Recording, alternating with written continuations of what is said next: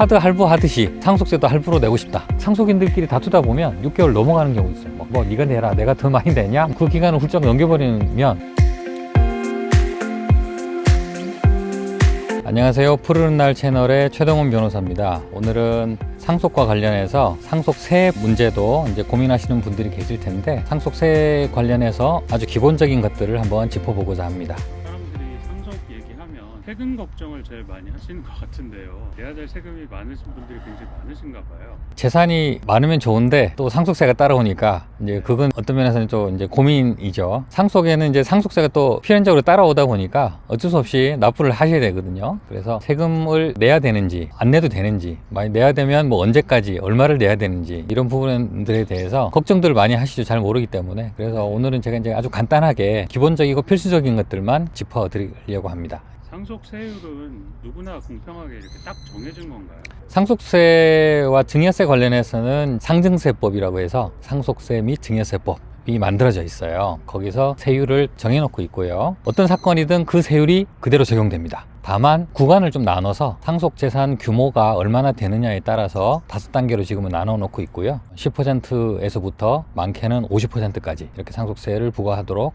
규정하고 있습니다. 상속세는 납부 기한이나 분할 납부를 하고 싶다고 하면 그것도 네. 허락을 해주는 건가요? 카드 할부하듯이 상속세도 할부로 내고 싶다, 그런 분들이 많기 때문에 그렇게 할 수 있는 제도가 생겼습니다. 우선 할부로라도 내고 싶다라고 고민하시는 분들은 행복한 고민이신 거죠. 그만큼 이제 상속을 많이 받으셨다는 뜻이기 때문에, 보통 이제 상속 재산이 10억을 넘어가지 않으면 이런저런 공제가 적용되기 때문에 상속세는 납부할 필요가 없거든요. 상속세를 수천만 원을 납부해야 되는 사람들도 있거든요. 그만큼 이제 상속을 많이 받으셨다는 뜻일 텐데, 주로 이제 개인보다는 뭐 기업을 운영하시는 분들이나 이런 쪽에서 지금 많이 생기고 있고요. 이런 분들은 그 많은 상속 세금을 한 번에 납부하기는 사실 어려울 수 있어요. 뭐 요새 뉴스에는 뭐 어떤 기업에서 상속세를 뭐 몇백억씩 냈다더라, 이런 얘기도 있는데, 예를 들어서 상속세가 1억이 나왔다. 근데 그 1억을 현금으로 오늘 당장 마련해서 납부할 수 있는 그런 현금 여력이 있는 사람들이 많지 않을 수도 있다는 거죠. 처분하는데 시간이 필요해서 그런 건가요? 네, 그럴 수도 있죠. 상속받은 재산이 대부분 부동산인 경우에, 이걸 부동산은 상속받았지만 상속세를 납부하려면 현금이 있어야 되니까 현금을 마련하는 데는 시간이 걸릴 수 있거든요. 어쩔 수 없이 그 상속받은 재산을 처분해서 현금화해야 될 수도 있고, 아니면 뭐 대출을 받아야 될 수도 있고, 그렇기 때문에 그런 시간이 또 필요하고, 그 다음에 이제 상속인에게 좀 한꺼번에 큰 부담을 지우는 게 좀 과도하다, 그런 차원에서 마련된 제도가 분납 그리고 연부연납 제도, 그 두 가지가 있습니다. 분납은 간단히 말하면 2번에 나눠서 상속세를 내는 제도가 되겠고, 연부연납은 2번 이상 여러 해에 걸쳐서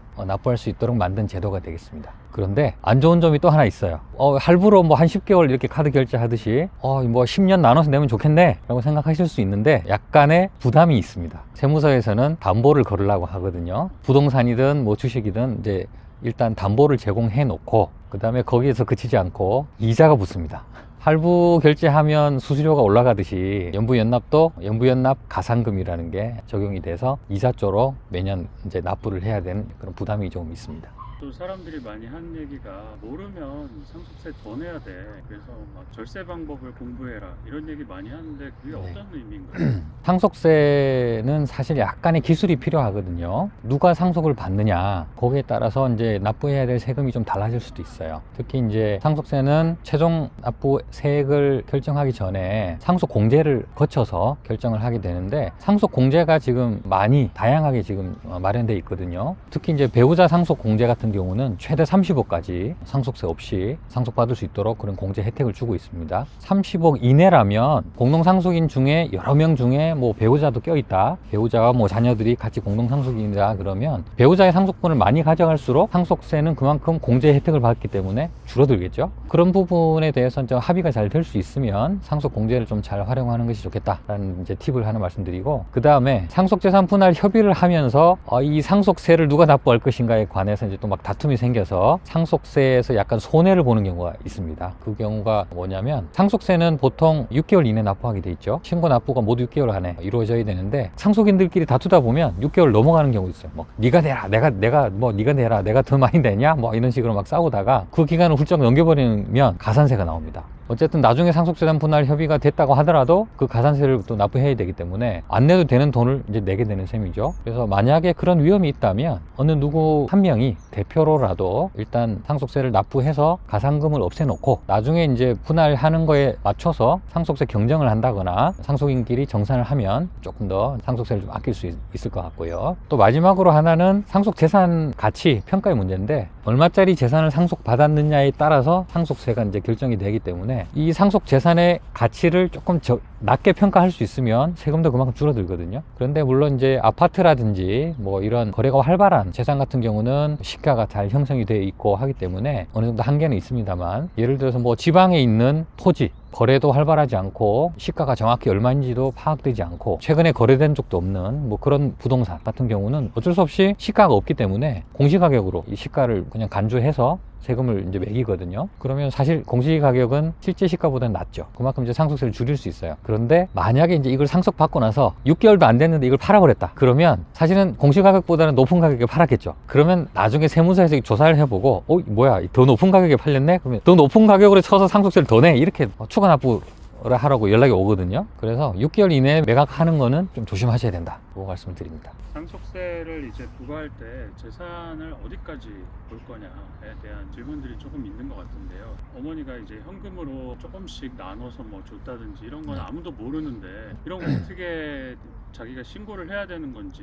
보통 이제 상속세 신고를 하면 보통 이제 세무당국에서는 한 1년 정도 기간을 가지고 조사를 합니다. 자체 조사를 해서 어떤 뭐 이상한 점이 없는가, 누락된 건 없는가 이런 것들 조사를 하게 되는데, 보통 이제 피상속인이 살아있을 때 뭐 현금으로 조금씩 증여를 했다거나 이런 부분들은 사실 상속세를 내는 게 아니라 증여세의 문제죠. 증여세를 사실은 냈어야 되죠. 물론 이제 뭐 공제받는 그런 부분도 있겠지만 그게 아니라면 증여세를 냈어야 되는데 뭐 현금으로 뭐 조금씩 인출해서 조금씩 도와주고 뭐 근거를 남기지 않았다면 증여했다는 뭐 그런 근거는 없기 때문에 뭐 증여세를 사실 납부를 하진 않죠. 그런데 이제 사후에 세무당국에서 조사를 했는데 그런 자료가 나왔다. 그런데 증여세를 내지 않았다는 게 밝혀졌다면 나중에 상속세를 이제 추가로 납부를 해야 됩니다. 물론 이제 정상적으로 증여세를 납부를 했었다면 그만큼 또 상속세도 공제가 되거든요. 망인이 이제 돌아가시기 한 2년 정도 사이에는 용처를 정확하게 알 수 없는 돈들이 막 현금으로 인출이 된다거나 하는 경우들이 있다면 그건 그냥 상속인들이 상속받았다고 간주를 해버립니다. 그래서 그 부분들은 조금 이제 갑자기 이제 이게 뭐야, 나는 받은 돈이 아닌데 이렇게 생각해서 억울하실 수도 있는데, 그 부분들은 사실 이제 우리나라 이제 현실상 임종을 앞두고는 어느 정도 좀 상속에 대비해서 출금해서 좀 미리 나눠주고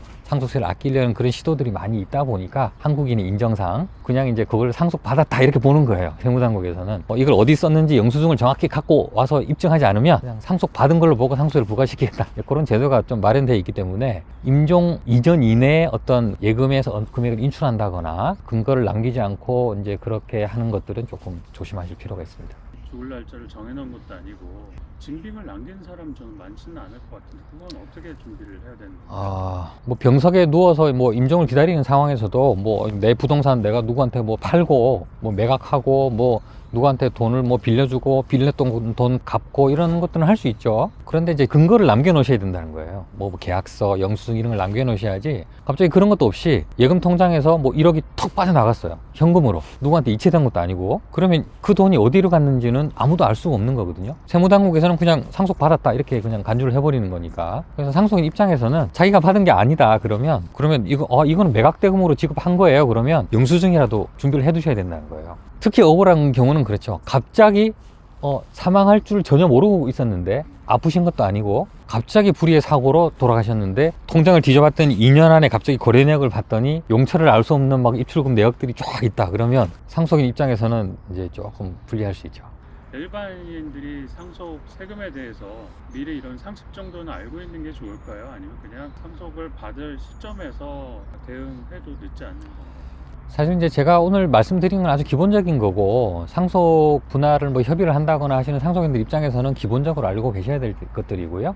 상속 세금이 얼마 나오는지를 알아야 뭐 누가 얼마를 가질지 분배를 하고 그렇게 나갈 수 있거든요. 뭐 그런 거 전혀 대비 없이 이렇게 분할 턱 하고 났는데 나한테 세금이 왕창 왔다. 그러면 그제서야 막 이제 돈 마련한다고도 분재할 수 있으니까 상속인들과 이제 세금 문제까지도 다 한 테이블에 올려놓고 기본적인 이제 정보라도 알고 있으면 원활하게 이제 분할 협의도 되고 할 수 있기 때문에 기본적인 거는 미리 알고 계시는 게 좋을 것 같습니다. 오늘은 상속재산 분할과 관련해서 필수적으로 짚고 넘어가야 할 상속세 문제에 관해서 한번 얘기를 나눠봤습니다. 조금이나마 도움이 되셨으면 좋겠습니다. 감사합니다.